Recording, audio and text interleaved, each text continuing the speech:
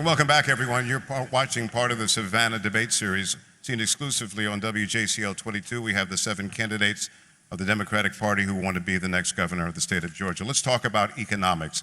What economic growth and development vision do you have for our state, with the state's economy projected to grow 1.5% in 2026? In other words, this year, only slightly better than the 1.3% growth expected nationally.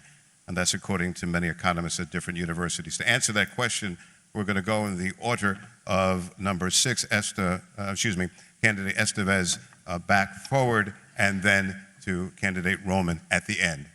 Again, 1 minute for your response. Yeah, thank you so much. And this is an issue that's near and dear to my heart as a small business owner. My wife, Ariel, and I own 3 small businesses. We own an urgent care and 2 breakfast restaurants, one in Columbus and one in Macon. So I want to continue to build economic development in the state, making sure that we're attracting jobs from all over the country into Georgia. But at the same time, I want to make sure that we're supporting those entrepreneurs and small business owners that are investing in our communities right here, which is why I've proposed a $1 billion low-interest loan and grant program for small businesses all over the state, because I want to make sure that our small businesses are supported like Brian Kemp supports Hyundai. If we can afford to spend $1.8 billion on the Hyundai plant, then we could support with $1 billion, ensuring that our small business owners have the capital that they need to invest in the community. And the win-win for the state of Georgia is that the profit that those small business owners make stays right in our communities. Thank you. Economic development starts in K through 12. We have to be able to educate our kids in a 21st century economy. We've got to be able to make sure that all kids in all parts of our state get an equal opportunity to have a strong education. And so I believe in taking absolute great steps in improving our public education system. With nearly $17 billion in our state's rainy day fund, there's no reason why we're not improving our educational outcomes. As we talk about economic development, we cannot just talk in circles of just Atlanta. We've got to expand that economic opportunity all across the state. This is an incredible area for economic growth. The port is an amazing asset. The global companies that have come here, but there's more to do. There's workforce development that has to wrap around that. We have to have those high-paying quality jobs that show up. And at the end of the day, these jobs have got to be 21st century ready to go. I've been able to, as Lieutenant Governor, I traveled around the world to meet with companies like Porsche, Mercedes-Benz, and others that are looking at opportunities to invest in Georgia, because they know what I know. They know what you know. Our best days are in front of us. But we've got to take steps in the right direction. We can't leave holes in our healthcare system in rural Georgia.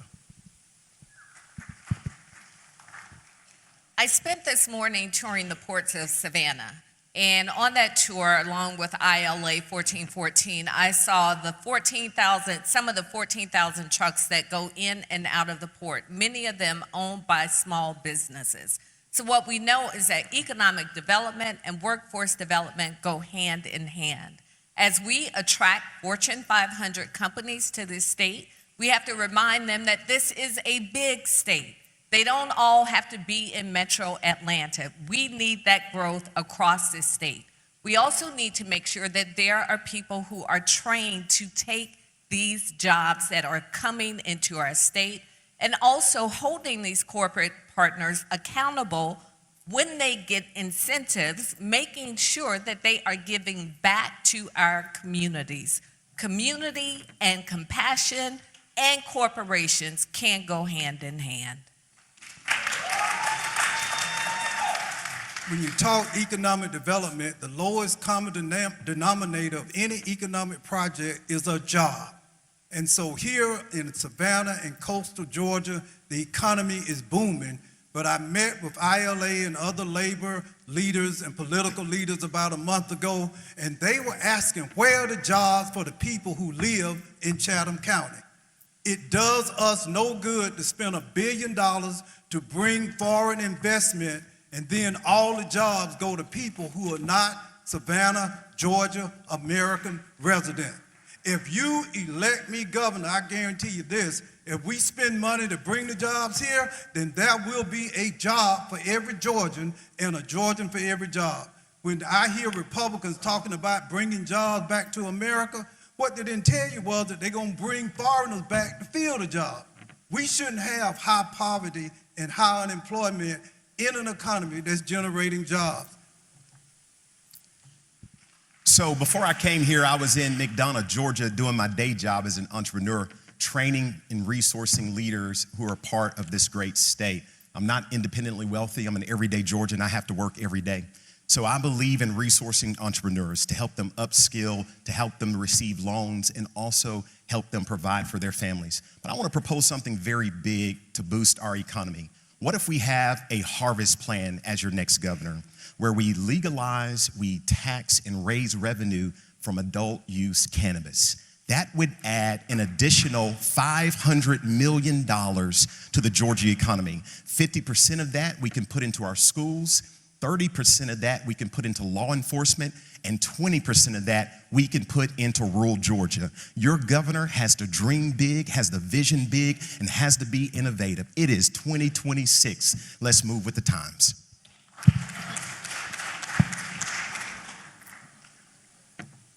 Qualifications matters.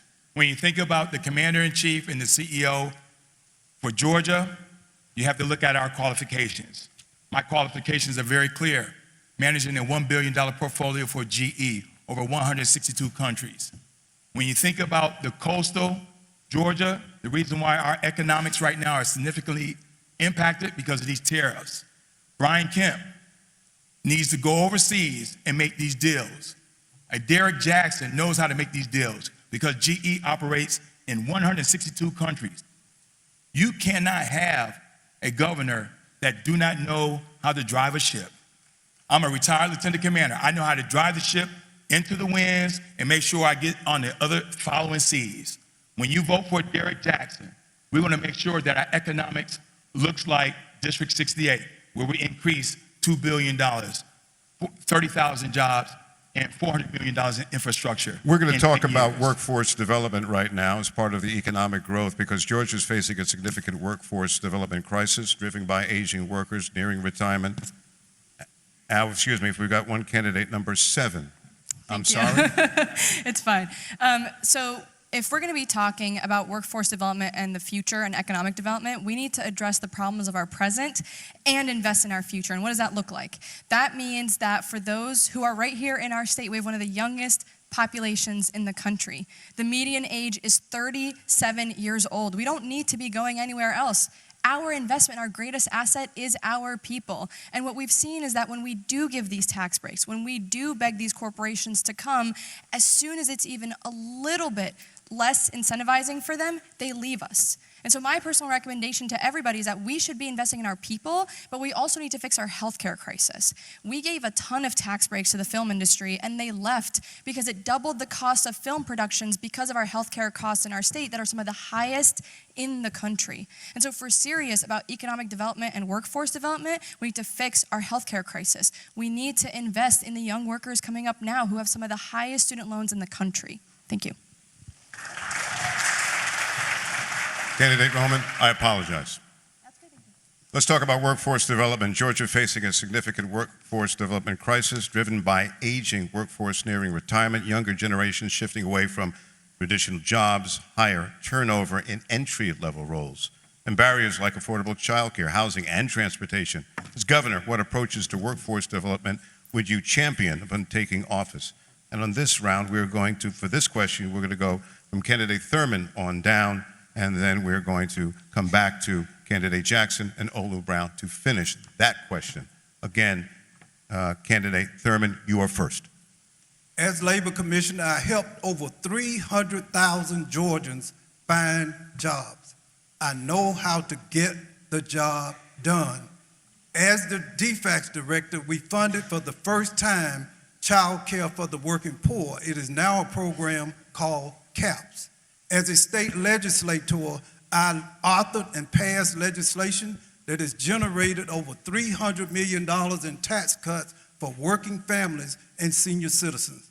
What we can do is that we can take the knowledge and the skill set that we have and build a workforce that can allow us to be the most AI proficient workforce on the planet. I will open up Savannah Tech and our technical colleges.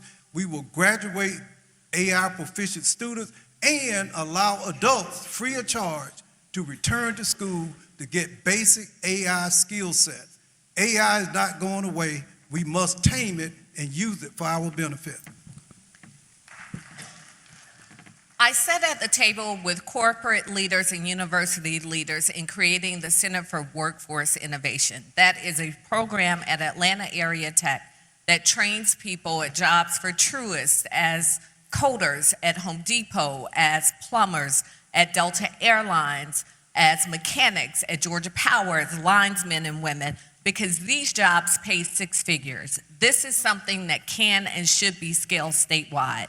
That is why I am going to find us a pathway to free technical and community college, whether you are someone who's graduating from high school looking to better your career, or if you're someone like my mother who course changed midlife to going back to cosmetology school. Working to scale these throughout coastal Georgia and throughout the state of Georgia will be a significant game changer in our workforce. Economic development and workforce development go hand in hand. I mentioned a minute ago K through 12.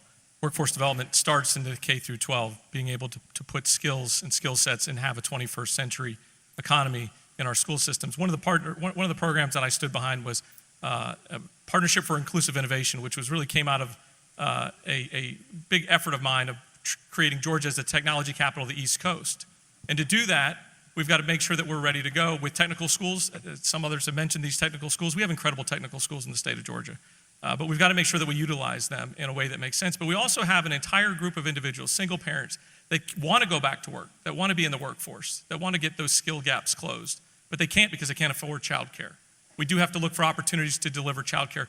Michael talked about CAPS. It's a great program that's being massively underfunded right now. Part of the $1.7 billion Jumpstart Fund is to radically refund that CAPS program to drive down those childcare costs and be able to let people go back to work. So I think we can actually do more.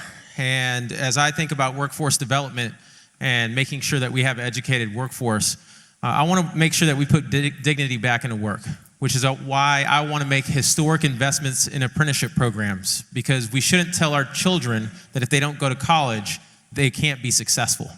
So in addition to investing in apprenticeship programs, I also want to make the technical college system of Georgia free. In addition to that, I think it's incredibly important that we make it affordable for people to actually go to work, which is why I have proposed a universal child care plan to ensure that every child under the age of 5 has access to affordable child care. Not only that, we have to expand transit because workers can't get to work on time.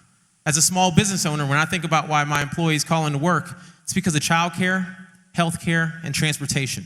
And as governor, I'm going to make sure we fill all those gaps.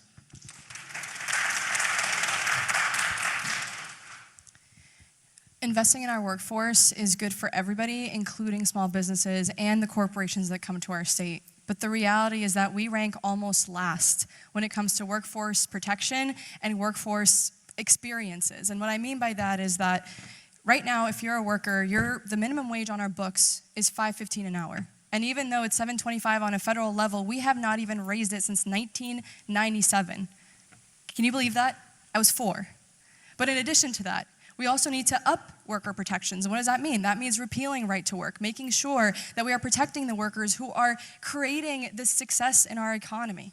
And last but not least, we need to also invest, like I said, in the younger generation, the people who are looking for different opportunities, looking for different ways to make a difference. Because at the end of the day, they're being shut out of the workforce, whether it's because wages are too low or because there's just simply not enough jobs. It's not working. We have an entire generation ready for a better future, and I think it's time we listen to them.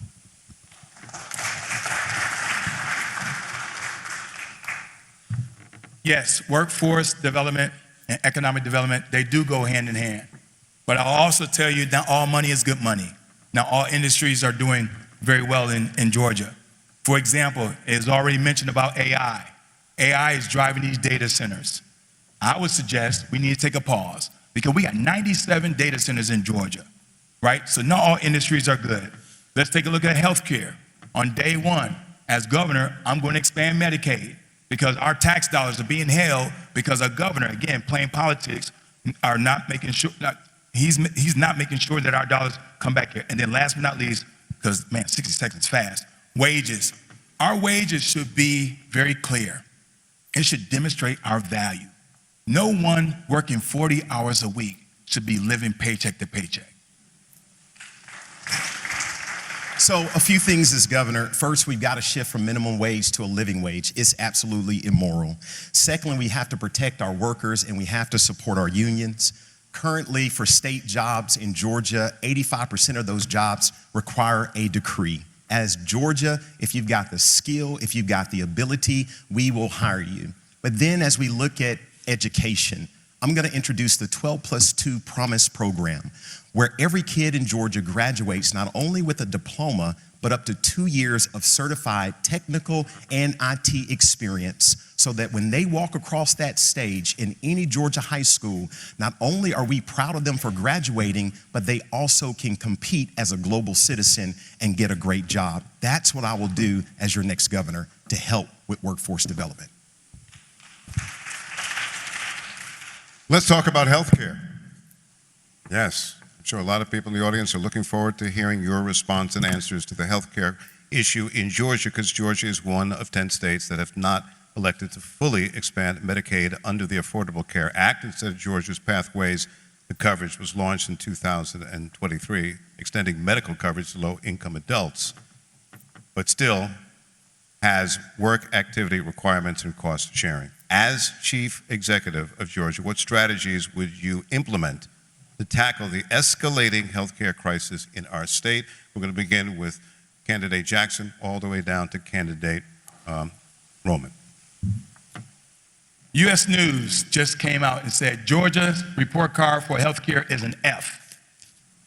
It's an F. It's not because of Trump. It's because the last 24 years under Republican rule, they do not invest in health care here. 13 hospitals closed in rural Georgia. One just closed in Atlanta. 82 counties, you cannot find an OBGYN. 12 counties, you can't find a doctor at all. 67 counties, you can't find a pediatrician. And so what I would do as governor, I would team up with the CDC, Emory, Morehouse School of Medicine, and we would team up with these subject matter experts to find out exactly how we can stop the bleeding. There's no reason why 24 years ago, 12 counties were experiencing more deaths than births. Today, it's 97 counties experiencing more deaths than births. I will stop that, and we will change the trajectory around healthcare. Thank you. So a couple of things about healthcare is personal to me. My mother passed a little bit more than a year ago, and I'm part of what's called the sandwich generation, where I've got young kids and an aging parent, and we're right in the middle. Her healthcare costs were extreme. And as your next governor, I will recognize that we have to do more to protect our seniors in their golden years. As of 8 days ago, for my family, our healthcare premium now is more than our monthly mortgage. So when you talk about healthcare, I take it seriously.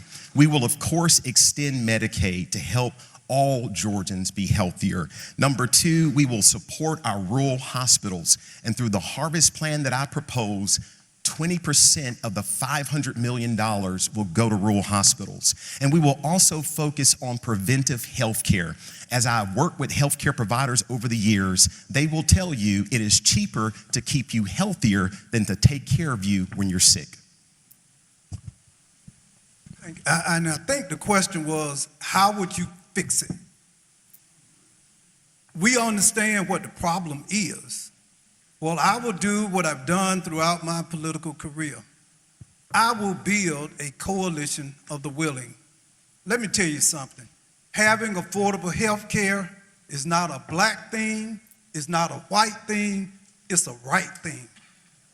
Having affordable health care is not an urban or rural thing, it's the right thing to do. And I commit to you that sometimes in order to build a bridge, you gotta be a bridge. If you will give me the opportunity to serve as your governor, we will extend Medicaid in Georgia. And we will do it in my first year in office. That's our commitment to the men and women and voters of this state. And we'll do it because we recognize that we're fighting with one hand behind our back. People are dying unnecessarily. People are getting sick unnecessarily, and it's unacceptable. And we'll change the focus. Candidate, thank you. Please be mindful of time. If I am given the honor of being elected governor of this state, day one priority will be to expand Medicaid in this state. Even before the big ugly bill, there were 300,000 Georgians who did not have health insurance because we did not expand Medicaid, leaving $700 million on the table. What may have been missed in the distractions coming out of Washington, D.C. this week is 1.5 million Georgians have seen their health care premiums increase, almost double, because the ACA subsidies have not been extended. We have to stand in the gap. Expanding Medicaid is not just about those who are recipients, it's about those who need access to hospitals in our rural communities. If you are driving through a rural community and you need access to a hospital, if you are pregnant, you need access to a birthing center, many of which have closed in this state. Candidate Bottoms, thank you. Candidate Duncan.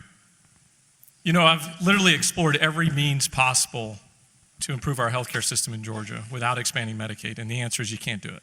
You have to expand Medicaid, and you've got to work with the legislature to do it. I think Republicans are dead wrong on this issue, and they absolutely know they're wrong on this issue, right? This failed thesis that if you don't have health insurance and you show up at the hospital, you just won't get, you won't get sick or you won't go to the hospital. But the reality is you sit in the waiting room and you either decide, do you deal with it yourselves or you go into that hospital and actually bankrupt yourselves.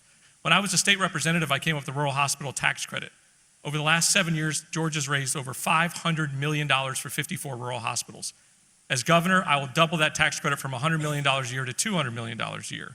This is a huge area of opportunity for us Democrats right now to gain momentum on our side. This is a healthcare crisis like we've never seen coming before. And if we play our cards right in Georgia, we'll not only lead ourselves, but we'll lead the country in improving the healthcare system.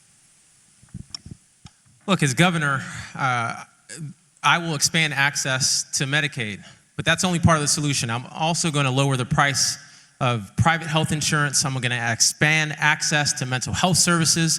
I'm going to end our maternal mortality crisis in this state, and I'm going to make sure that we take care of our seniors.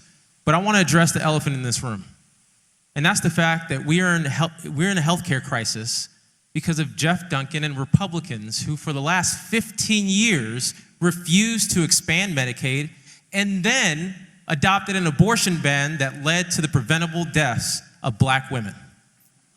We have to reverse the ban, and we have to expand access to Medicaid, and I'll do that as governor. Y'all, we in the richest country on earth should not have the words medical debt and medical bankruptcy. That is not a concept that exists in other places around the world, and yet it exists right here. And when we talk about healthcare, when we talk about healthcare access, yes, you're going to hear all of us talk about expanding Medicaid. The coalition is actually there. Believe it or not, there was a deal on the table in 2023. We almost expanded Medicaid. And do you know why it failed? Because of one person, and it was the governor. So just by flipping the governor's mansion, we can have Medicaid expansion. That's step one. But step two, I want to invest 10% of our surplus in a first of its kind in the Southeast Cancer Research Center, like other states have done. And they've seen a return of $3 to $10 for every dollar spent on that investment. And what we saw when those states did that is that they saw their cancer rates decrease. They saw better healthcare outcomes, and also they were able to support clinics and hospitals around the state. And we can finally reverse the trend where the majority of counties are experiencing more deaths than births. Thank you. Candidates, it is time to begin closing the deal for our live television audience watching this forum. So you have 1 minute for closing statements. Candidate Roman, we begin with you, all the way down to Candidate Jackson. Please begin. Tonight you heard a lot of similarities between all of us, but I want to be clear that at the end of the day, we also need to look at people's records. And my record has been clear. I've been fighting on these issues for over 10 years in our state, organizing to flip our state blue. And it's a reality. It can absolutely happen. We just have to believe in it. And to get to a Georgia that we can afford and where we belong, we have to build a multi-faith, multiracial, multi-generational coalition that exists right here in our state. There's more of us than there are of them. And there are more of us that want a better life for as many Georgians as possible. And so if you are with us, visit www.ruaforgeorgia.com. Join our movement today.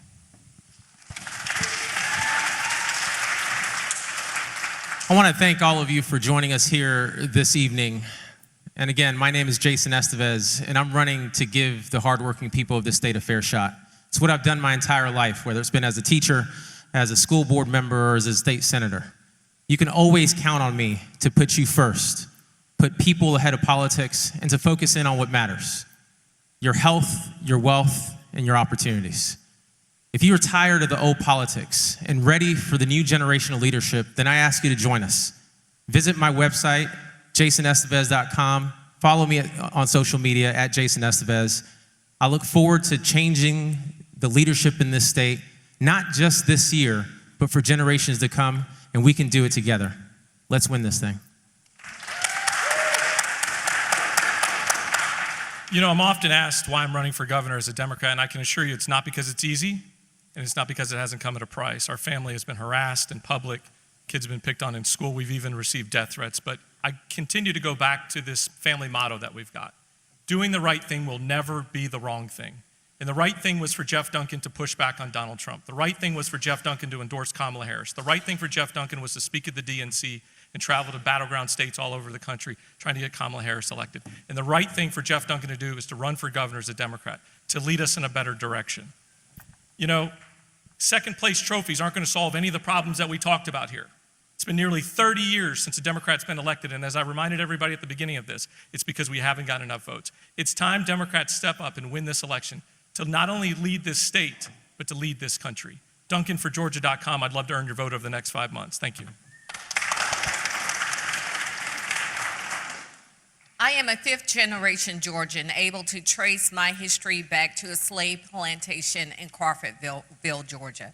So I know the opportunities and challenges that face this state, and I also know what's possible when you have leaders who keep all of us top of mind.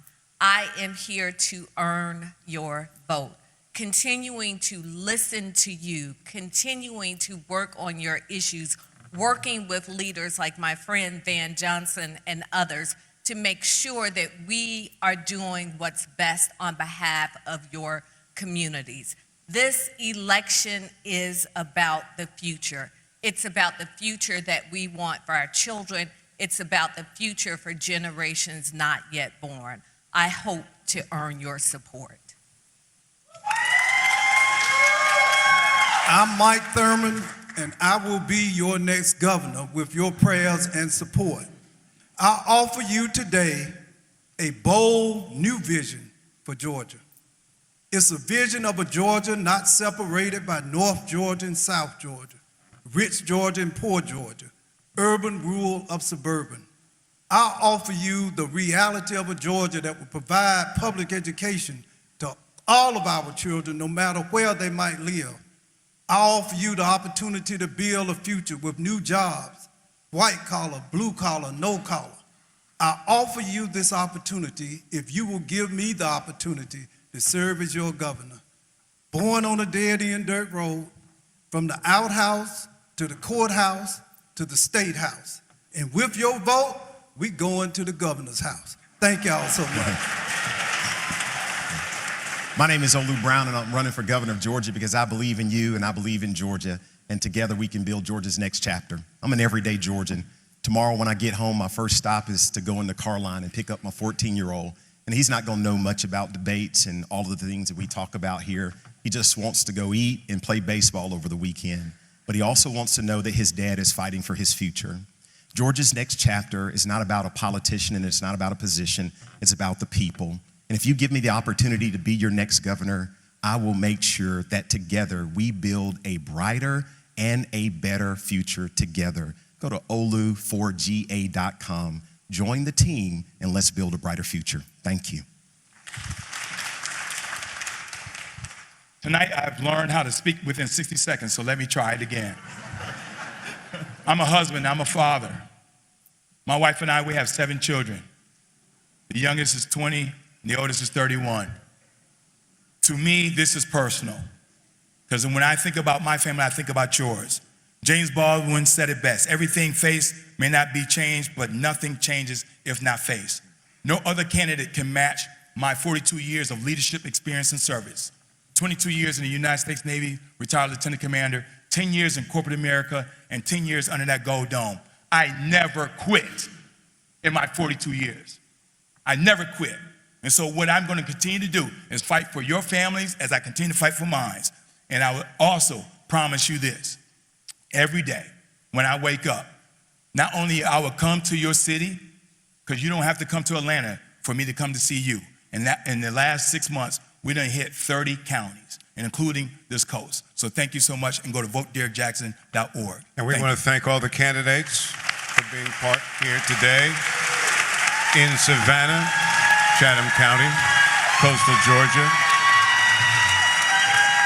And while they shake hands and exchange pleasantries, we want to remind everyone watching right now that the Georgia Democratic Gubernatorial Candidate Forum will continue on WJCL.com and on our very local app. The candidates will then return to their respective seats, please, to answer questions from the community provided and questioned by Orlando. This candidate forum is going to be followed by a Republican candidate forum scheduled for the spring, followed by a final debate leading up to the general election.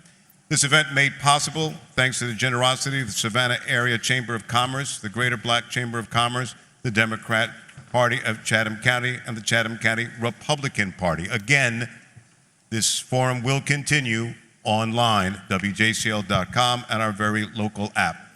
I'm Greg Coy. On behalf of WJCL 22, we want to thank you for joining us.